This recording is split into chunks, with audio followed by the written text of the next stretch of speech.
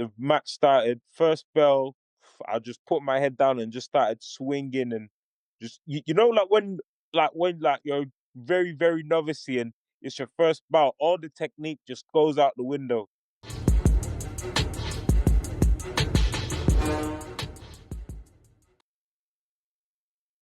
How's life treating you? Yeah, all good, all good. Just the same old training, but because they got the Worlds coming up, training's really picked up. Lots of sparring, and we're down at Sheffield for an extra day. So yeah, it's been good. You Monday to Friday then now rather than Monday Yeah, to yeah, Monday Thursday? to Friday. Yeah, Yeah, I bet you're like, oh, at the end of that Friday, you just want to get home, don't you? yeah. But it's like when you get home, that Saturday Sunday goes by like this, and before you know it, you're back up there. Literally, you just rest your backside. It's like, oh, do you know what Yeah, I'm saying? literally. Like when you come back Saturday Sunday, it goes by so quick, and then you're back up there training, and yeah, man. Are you able to switch off? Uh, yeah, switch off. Like when I come back, I might watch like a little film or something, or just chill, relax, catch up with some friends and whatnot, and then it's back to it. Yeah, it's just a never ending. But that's. I was going to say that's the sacrifices we have to make. I'm not making any. So listen, you're competing, like we said, September the 4th to the 14th, I believe, something like that, M&S Arena in Liverpool. But I want to take it back a little bit. You recently went to Kazakhstan, didn't you? Yeah. The World Boxing Cup. Describe the highest moments of that tournament. The thing about a tournament is like in Kazakhstan, amateur boxing is so big, like it's massive. So when we would go to the venue, they would have the Kazakh flags, they have people on the drums and everything. And it was just such a high level tournament, literally good fighters, every division. Like, yeah, it was good. You had Olympians, Olympic medalists, the best of the best, really. It was probably like, of all the tournaments I've been to, it's definitely the highest level one. It sounds like there's almost with the drums and that, like a bit of a carnival feeling. Is it that kind of field? Do they really get behind their people, that vibe? Yeah, they really do get behind their people.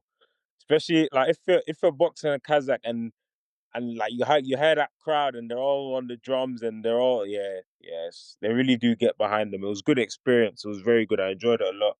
It was good.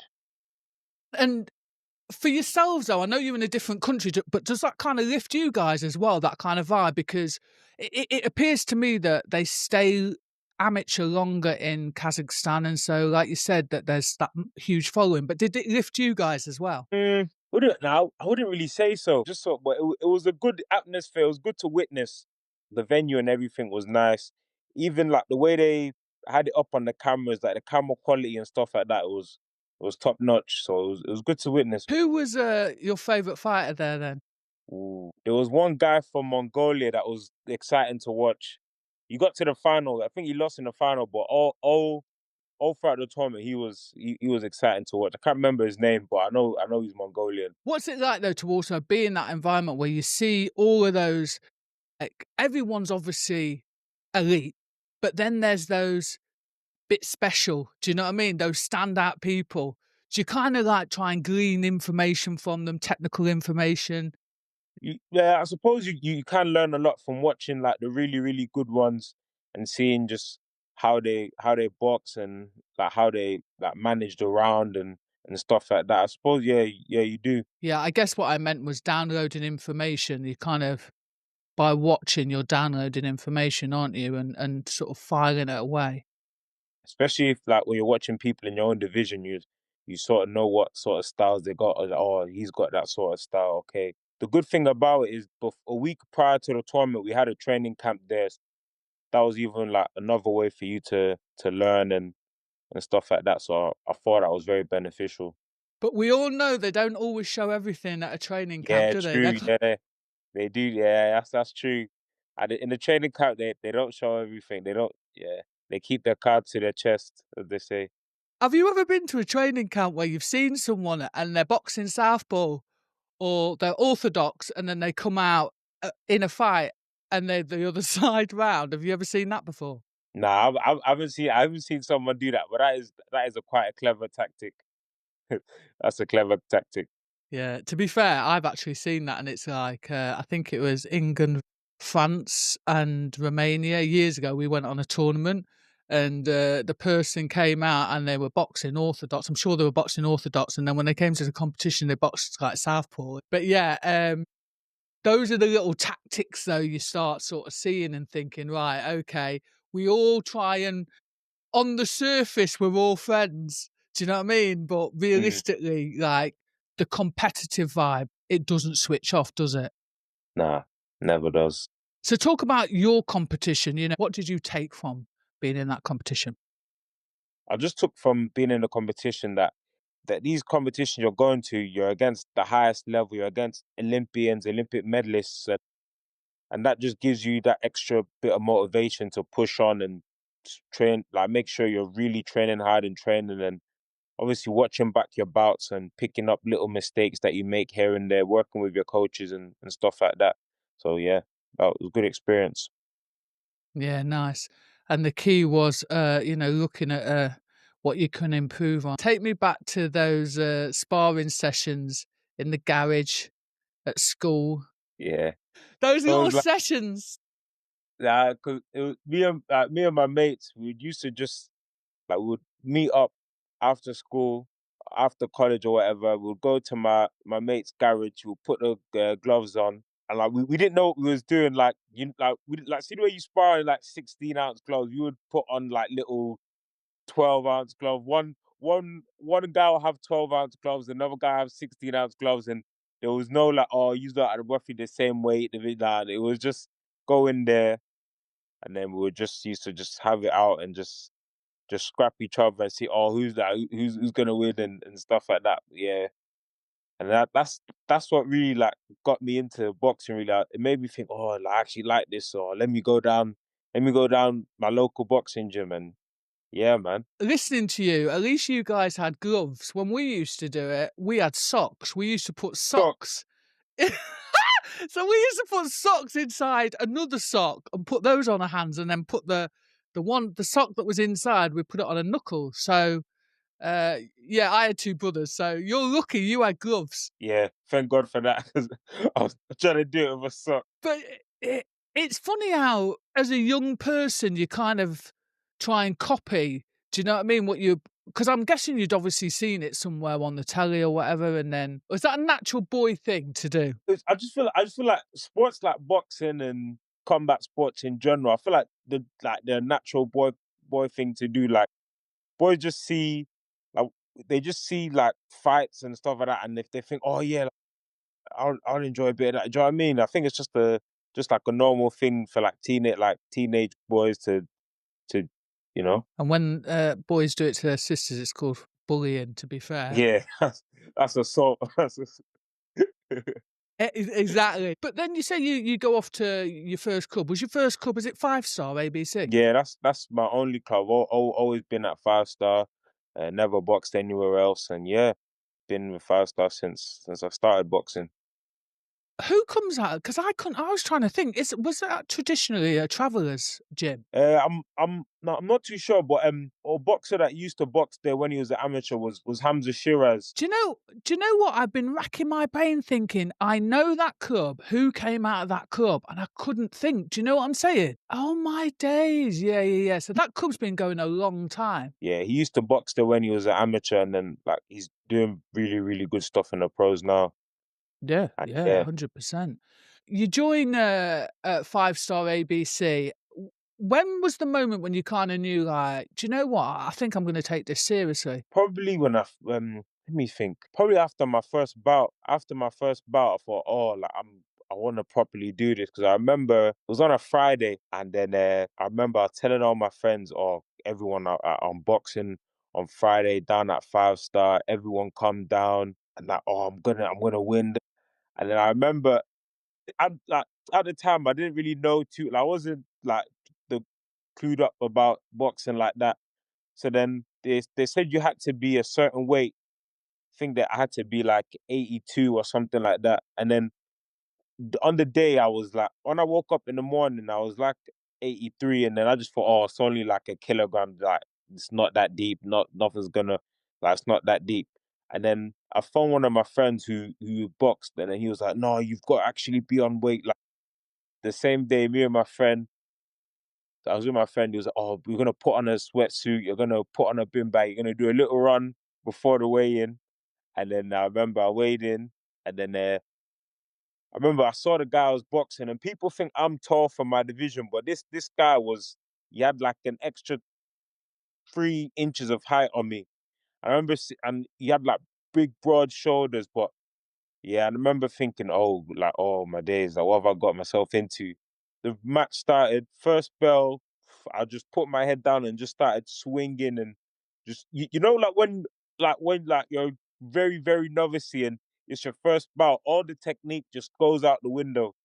So I just put my head down, we both just start swinging. But luckily, leading up to that fight, I done loads of running. I made sure I was really fit, and I won it just on fitness. So it was good. And then after that, all my friends were like, "Oh, Dimeji, man, oh, you were sick. Oh, mate, you should keep going. Like, you should keep going. You got long arms. Da da da. Oh, you'll be good for it." And from there, I just kept boxing. And then what really made me take it serious was after lockdown, or during lockdown, should I say? That's what really like made me like take it really, really serious. This guy that's 6'3" plus, you get the draw, you see your man. What goes through your brain then? I was just thinking, I better perform. Like my friends are watching, and yeah, I was, like I said, luckily I had the reach on him, should I say? But yeah, Yeah, it's crazy. It's crazy. One of them first. There's times where we do the draw and someone would go, "Oh, your box has got so and so," and I'm like, "Yeah, but your box has got that person." And you can see literally the colour draining out of the face. Like, oh man. We talked about your club being 5-star BC. Is your coach called Eddie Kelly? yeah, that's him. Yeah, You've kind of credited him for just I don't know, the self-belief or instilling self-belief into you. What is the best piece of advice that Eddie has given you so far? thing is, I've got like he's like family. Like he gives me lots of good advice. But one would he would tell me is just focus on yourself. Don't focus on others. You're on your own journey. Like he would tell me, like, don't worry about what anyone else is doing. Just focus on what you've got to do.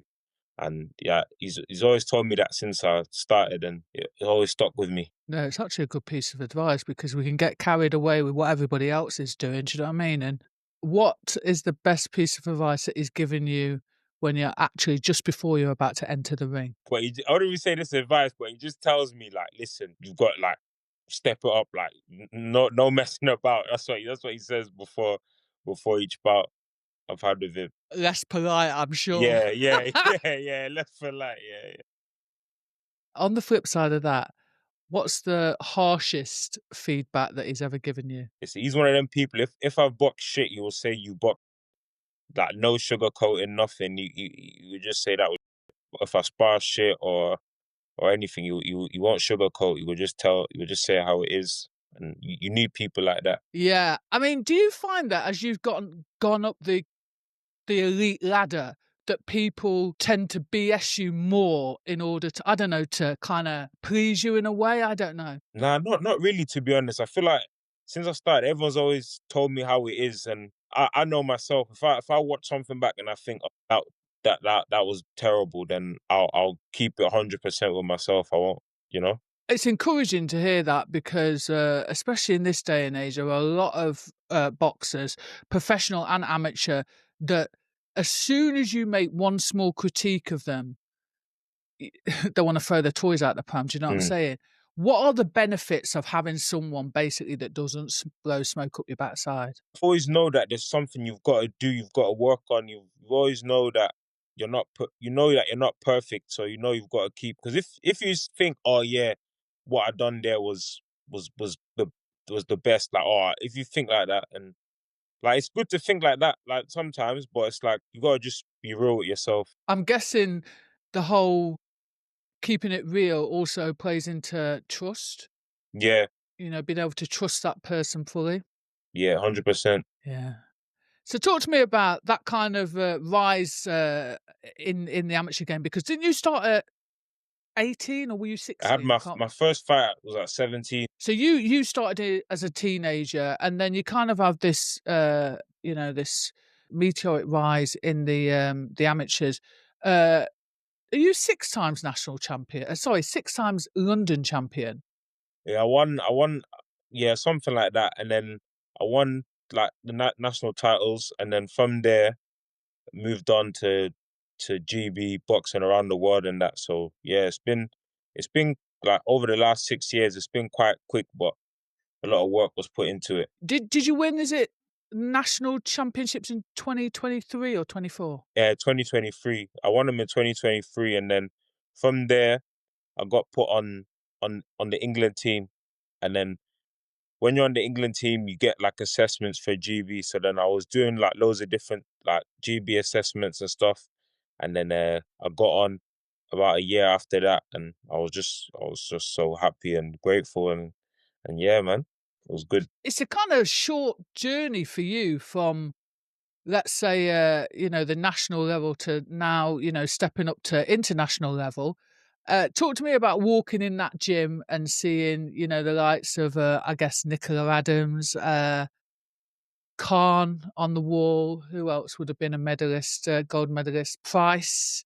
When you see those people, when you walked into Sheffield HQ, describe that Yeah, feeling. yeah, it's a good feeling. Like you go there and it's got all like the pictures of the medalists over the years, and it's got their names on the wall, and then you think to yourself, for like, how did I get here? I just started boxing literally 6 years ago.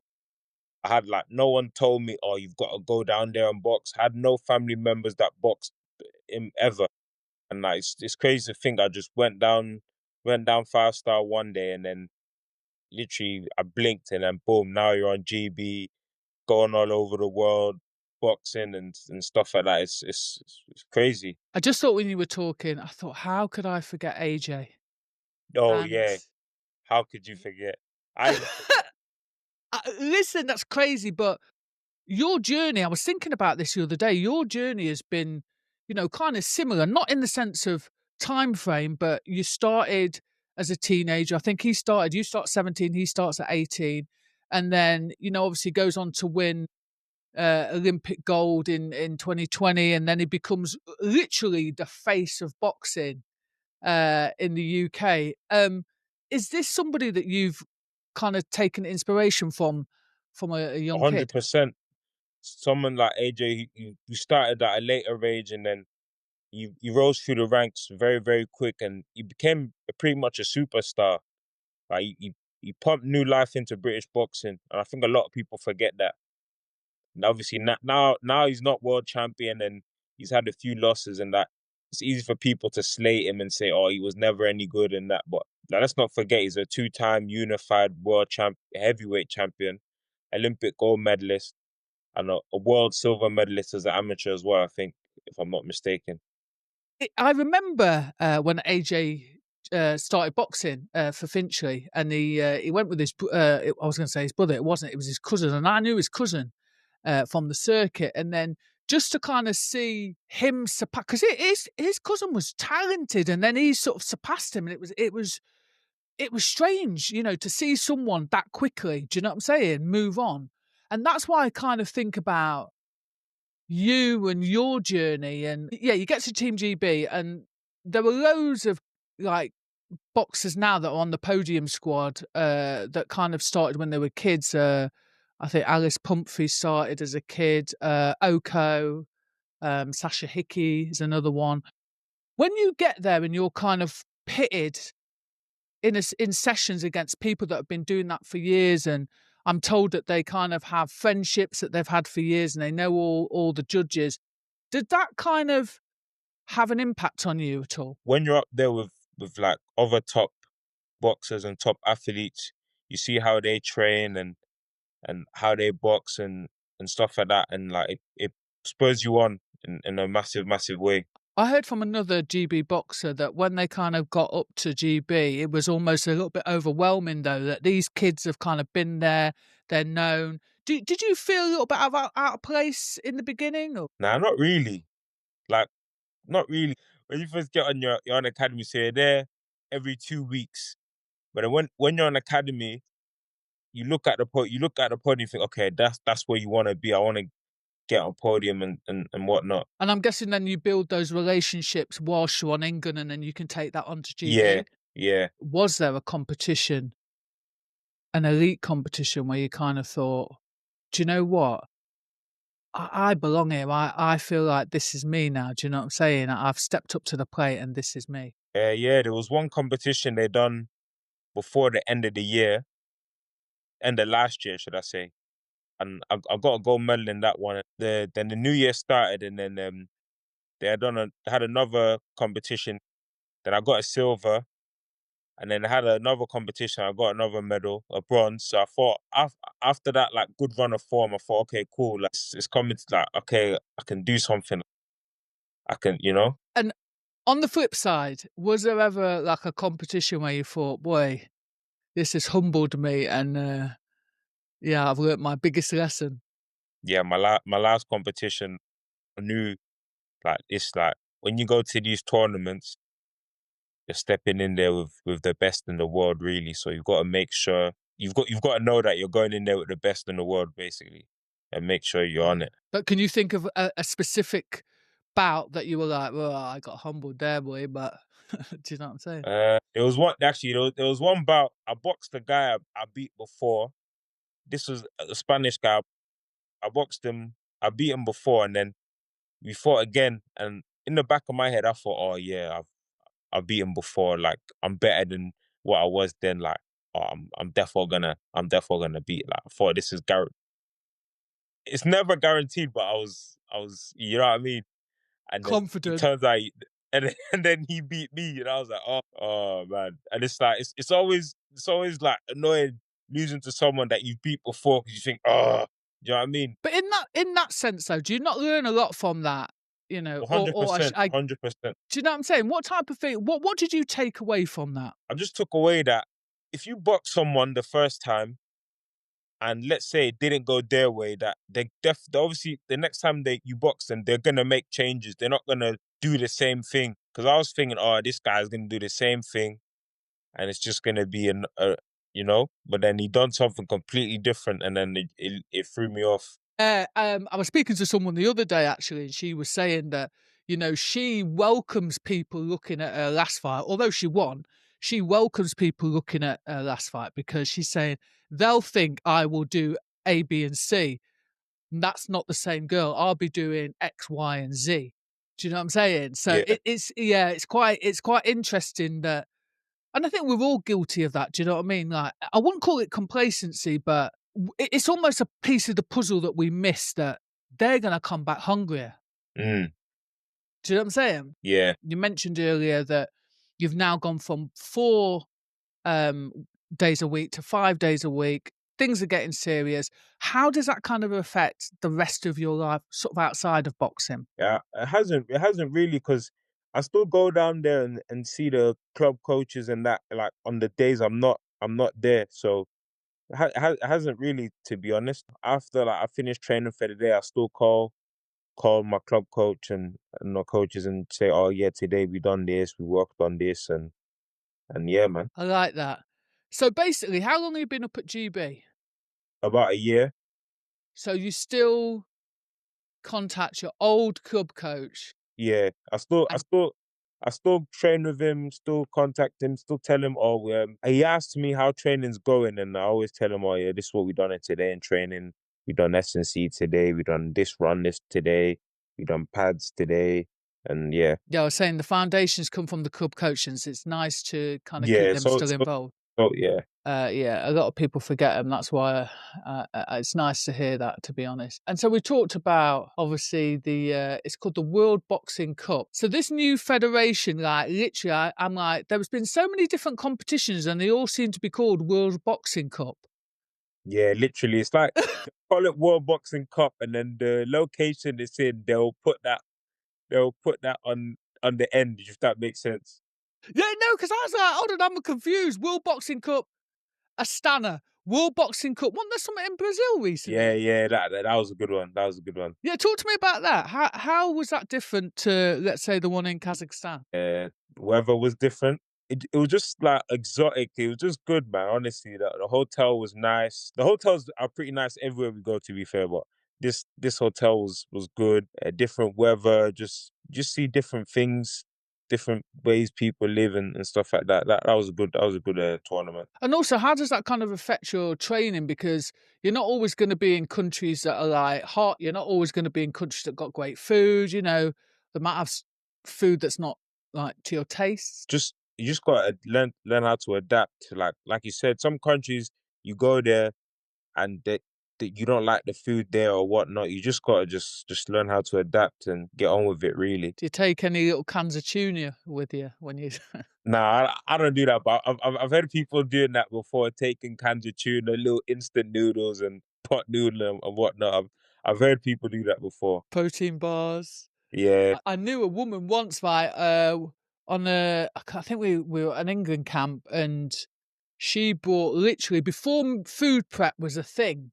She literally like bought all her food prep, all like in like little Tupperwares for the whole week, and it was the first time I'd really ever seen that. And pretty clever, to be fair. she looked in phenomenal shape. Mm.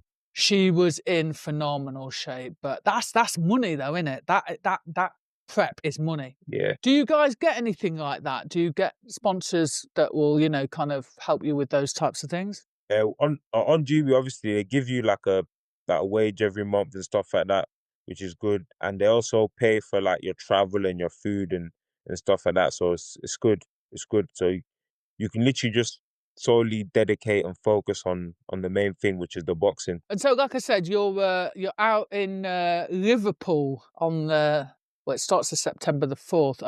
Obviously, they wouldn't have done the draw and that yet. Yeah, looking forward to that tournament, being in front of your home crowd. Yeah, looking forward to it. It's been the weeks leading up to it. It's been good. We've got loads of sparring in from all different countries, and it's been good, man. Honestly. So you are one of, is it 16 fighters that are boxing for GB at this tournament? Yeah, 16. I think we've got one in each weight class. I think so. I think it's 16. Yeah. So they say that obviously boxing on home territory can be an advantage. What do you kind of personally see as an advantage of boxing in the UK? I feel like one of the big advantages, you haven't got to adjust to whatever time zone or climate or whatever. Because let's say you go to like a different country and they're like 9 hours ahead, your body hasn't adjusted to their time zone.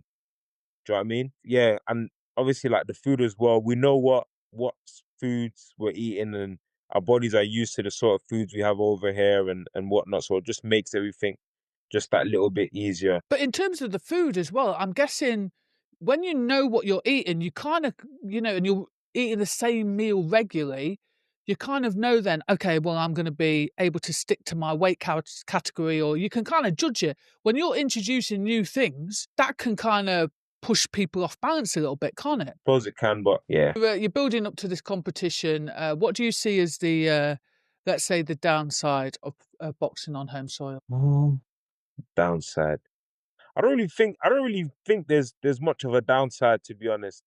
If I'm being completely honest, some people might say, "Oh, because it's on home turf, there's a bit of added pressure," which I do understand how that could be a downside. Liverpool's got a kind of nice. I've been to quite a few championships there, and the vibe is good. The vibe is very good. The people really love boxing and they get behind it. Yeah, it's a Um, big boxing city. A lot of good boxers come out from Liverpool. So yeah, I'm guessing though the aim or the end game is kind of the Olympics. yeah, that's the end game. The games are what, another 3 years, 3 and a bit years. So between now and then, just get as much experience as you can and keep working on what you got to work on and get ready for the games. But we say like, oh, it's 3 years, and it sounds like a lot, but No, like but that 3 years will go by like this, literally 3 years. 100%, 100%. If you think about like you coming home for the weekend and them 2 days are just gone, Mm, do you know what I'm saying? 100%. Yeah. You did talk about them kind of long levers that you have. They're deceivingly long. Do you feel like sometimes though in competition, because you kind of got a more unorthodox style of boxing, can you think of a time when that kind of went against you? Can't really think of a time off the top of my head, but I do see how it could go against you. I can't really think of one off the top of my head, You're just kind of doing your thing and then let the chips fall type of thing. literally. Yeah, I hear you. And you're saying that you like to watch a bit of obviously TV in between because there's not loads of massive things that you guys can do. I heard that you also like watching some of the old school fighters. Who's your favourite from the old days? I've got so many, literally. I like Larry Holmes, Michael Nunn. You go with Larry I know Holmes. when I tell people that they think, oh, what? I just, yeah, yeah. Michael Nunn as well. Michael Nunn. He's a good southpaw. Yeah, man. I say there's so many I could name. Literally, like just there's so many random fighters. People won't know them, but I'll know who it is. No, boxing people will know them. Yeah, like who else could I mention? Chris Bird as well. Antonio Tava. I like Antonio. Yes, I keep Yeah, forgetting. Oh, and there come was one. on. He was in the lighter divisions. You know, Johnny Tapia. Can't think who that is. Oh, Johnny he, Tapia. I'm he going to he be was good. honest. He was good. He was good. I'm now going to have to go back and have a look. Johnny Tapia was good. Yeah, just loads of the old school ones. I don't know why. I just like the ones from like the 80s and the 90s and stuff like that.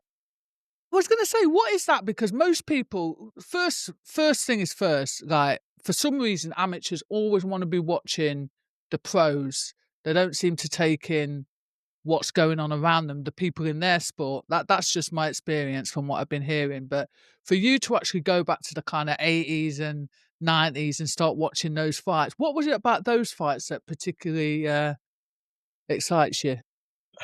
Honestly, I don't know. Like I just like the old fights. Like I like the Gatti and Ward fights. Chavez and Meldrick Taylor.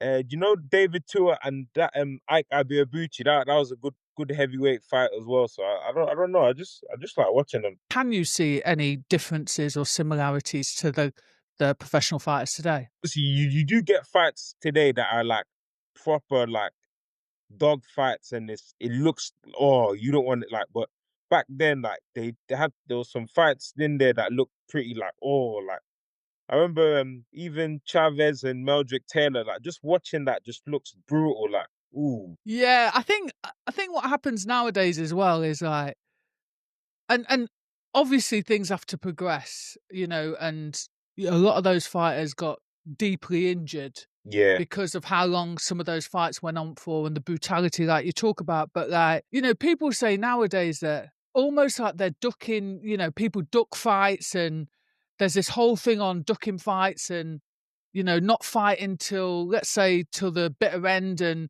fighting to the death kind of thing. But can you see obviously the differences between fighting like that, those brutal fights, and fighting like they fight now? Which do you think's a better style? I don't know, because I don't want to be one of them people that be like, oh no, the old ones was always better, because nowadays you do have some cracking fights and some really interesting fights and stuff like that. So I don't know, honestly. I couldn't tell you. Do you know what I find weird about that though? How brutal those fights were, and the money they got back then to the money that they Yeah, get now, yeah, it's different. and yet still they had that it's beyond a will to win in my eyes. I don't know. What Mm. do you reckon? Yeah, I agree with that, because there's some fights I watch and I think, how are they still throwing punches? Like like they're throwing punches in round 9, 10 as they would in as if it was the first round. Do you know what I mean? Yeah, no, I do. And yeah, I mean, there's that argument though that you hear some people say like, "Oh, you shouldn't quit, you shouldn't quit." And do you think that people nowadays quit too easy? It's like, well, sometimes you've got to look at the context in which they've quit. Like, for example, there's been times where people have had eye sockets done and stuff like that, and it's like, would you rather think about the long term? So I think about, do you know what I mean? Yeah. But it's like, I feel like on the outside we can't really say, oh, this person's a quitter, because we've never been in that situation. Like, fair enough, if you've been in a situation where you've had your orbital smashed to pieces and you carried on and stuff like that, and fair enough, you can sit there and say, oh, he's a quitter, so and so. But if you haven't been through it, then you can't really say that. Do you know what I mean? Yeah, and also, to be fair, even then, even if someone's gone through it, I just think it's a it's a fine line. And I'm Mm, not saying you should quit at the first hurdle because otherwise yeah, you shouldn't be in competitive sport as far as I'm 100%. concerned. But even then, like you say, it should be a personal choice. It should be every circumstance is different, and people get lumped in together that don't kind of fight to the death. That's the way I see it, anyway. I agree. Any fighters around at the minute that you're particularly liking? Uh, Obviously, like the main ones are like the Crawfords, the Usyks. Um, I like Jaron Ennis as well. I think he's a real he's special talent. I like watching him box. Yeah, I like Virgil Ortiz as well. Virgil Ortiz, good fighter. He's got a good fight coming up as well against Erickson Lubin. So I'm looking forward to watching that fight. Yeah, it's good. It's good to kind of keep an eye on what's going on. They get phenomenal money though now as well, and there's sometimes I think these old school fighters must be looking at them and they must be. They must be fuming, especially with the Saudis involved and stuff like that. They must be thinking, oh, imagine if Turkey Al Sheikh was round back in my time. Oh, And to be fair as well, like I think about, and I'm kind of slightly biased because David Hay used to box for our club, but even someone like David Hay, who was a proper special talent at both cruiser and heavyweight, can you imagine the money he would have won? Yeah, especially nowadays with the Saudi involvement. yeah, most def. Talk me through what happens in the kind of last, 10 days or so running up to a major competition. So the last 10 days is one thing, which is you've got to be on top of your weight. Make sure because that's important because if you don't make weight, you don't fight. Simple as. So you got to make sure that you're putting the right stuff in your body. You got to make sure that that weight's coming down nicely. You're doing whatever extra bits you've got to do to get your weight down, and then as well as just having your last few spars just to taper up, sharpen up, go over a few things, and getting plenty of rest as well because you can overdo it sometimes and have nothing left by the time the competition comes. So yeah, Yeah, that's a nice piece of advice, that last piece. Knowing when to kind of take the foot off the gas and just rest. like I remember there was one thing my coach would always tell me is like, imagine like your body's like a car, and when you train, you're putting all these miles and whatnot on the car, but sometimes you've got to just give yourself a rest and like imagine like for example doing a bit of active recovery like a stretch or a massage that's like the same thing as taking a car to an MOT or whatnot. So yeah, you give me that analogy, so that, I always thought that was a good one. Yeah, no, totally. And what kind of things, do you like to do outside of just to chill? Or do you do other sports as active recovery? Nah, to be honest, I really should. But for active recovery, I might just go for a walk, maybe go for a sauna or a jacuzzi, or sometimes just meet up with my friends and just chill. Really, nothing too crazy, but yeah. If there was a 16, 17-year-old kid that's coming into the sport, what advice would you give to them? I'll tell them obviously the obvious one is you've got to train hard because some people say that oh you start later so you've got to make up for lost time, which I do understand. I'll tell them train hard, listen to their coaches, and just live the life really. You've got to love it. And even times I tell myself like oh I'm gonna switch off, I'm not gonna watch any boxing, but I'll be watching it on my phone, and it's you know what I mean. It's one of them things, but it's like you just gotta just love the sport and just take it all in really. And you talked about obviously people saying you have to make up the gap.